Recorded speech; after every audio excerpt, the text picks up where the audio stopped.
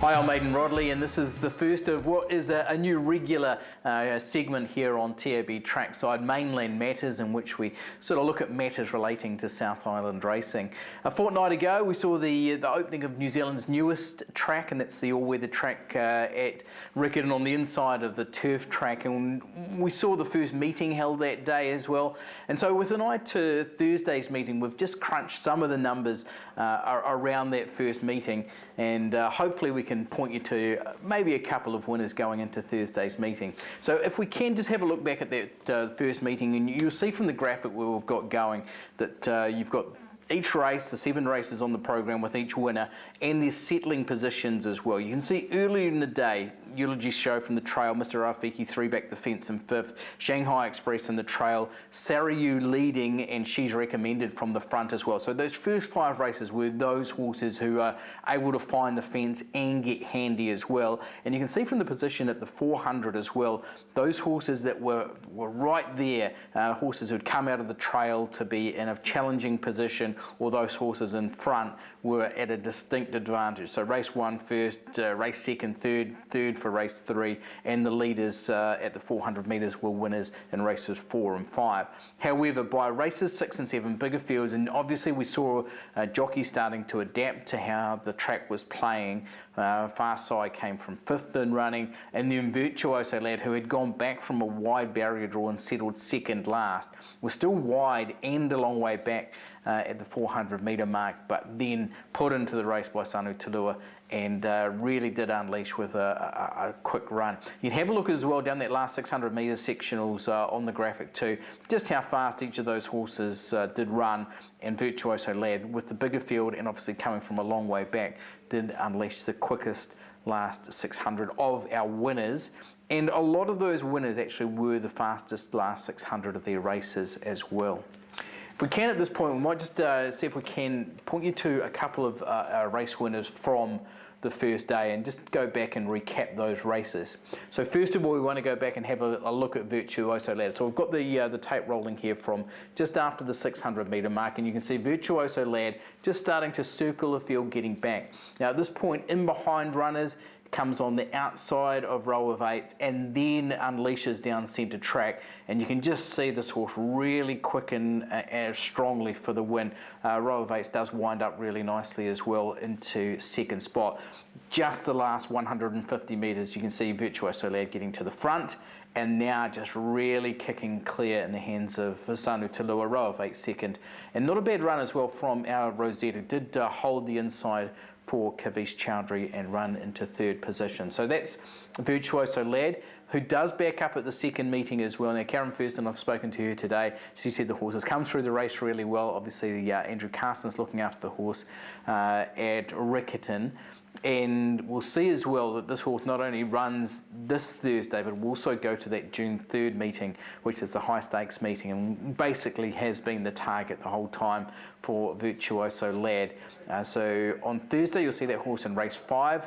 I think really does look as the horse to beat for the entire meeting as well, especially on what we saw on that first day run. Second horse we want to just focus on here and recap is Eulogy Show. So I'll take you back to race 1, the very first race run on the all-weather at Riccarton. You can see the horse gets handy under a little bit of a ride on the bend, but is able to find plenty after getting up on the outside, and then goes clear, and a really momentous occasion as well. So congratulations to Centane Spittles, the trainer, Krishna Madhu, the jockey, and as you can see, just spearing away for what in the end was a 10.5 length win, and obviously in the quickest sectionals of the race as well. While you're there, closes okay and for 2nd ahead of Chamonix, but this has been a really momentous win for Eulogy Show. Another horse who does back up at the 2nd meeting as well, so we'll go around in the 2nd race on the 9 race card, so bigger races, bigger meeting with more races and bigger fields as well. After certainly we had a lot of racing around. I think there were 3 industry meetings during that first week of that first meeting. going into Riccarton, and then outside that as well, you're seeing that trainers have now had an experience of getting to race on the all-weather track, and we'll see how they go next time round.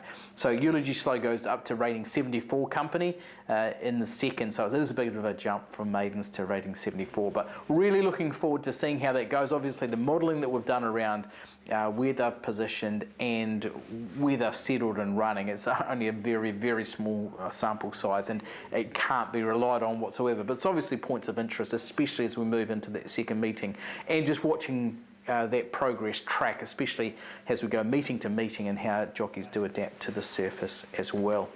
Okay, a couple of things actually just before we leave that Thursday meeting. We'll have the coverage on trackside. The first race at 17 minutes past 11, and we go through until race 9 at 8 minutes to 4. So do tune in on Thursday for the coverage of the all-weather meeting, the polytrack meeting, the second one from Riccarton.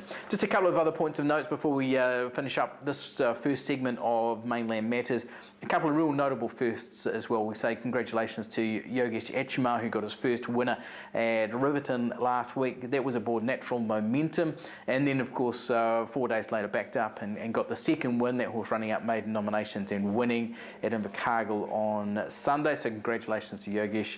And also just from a couple of weeks ago as well, Kavesh Chowdhury getting his first stakes winner as well. He was able to get home on live drama in that listed Great Easter Stakes at Riccarton. Really nice win from live drama as well. Congratulations to Kavesh Chowdhury. He's been one of the form jockeys certainly of this season down in the south. We saw also Robert Dennis signing off from training at Invercargill on Sunday. At his last couple of runners go around in the Waireo Cup. Did get a placing as well. Robert will now move to a new role with the Invercargill Chamber of Commerce, and we wish him well there as well. And fellow Southland trainers, Kerry and Ian Taplin, they're moving to Queensland at the end of the month as well. So they've sold their property, sold their dairy farm out of Southland, and we wish them well for their future endeavours as well. They shared in their first stakes win, of course, with Ratani earlier on the season, taking out the Group 3 Winter Cup at Riccarton. Just going back through their records as well, Kerry's trained 177 winners, Ian's trained 60, but of course Ian was more notably involved in ownership with his late father Sid, with the likes of Group 1 winners Bunker and Tapple Do. Okay, that'll wrap us up here on the first edition of Mainland Matters. If you've got something you want shared relating to South Island racing, email me, aidan.rodley@tab.co.nz, but we'll catch you otherwise for the coverage out of Riccarton, the polytrack meeting on Thursday.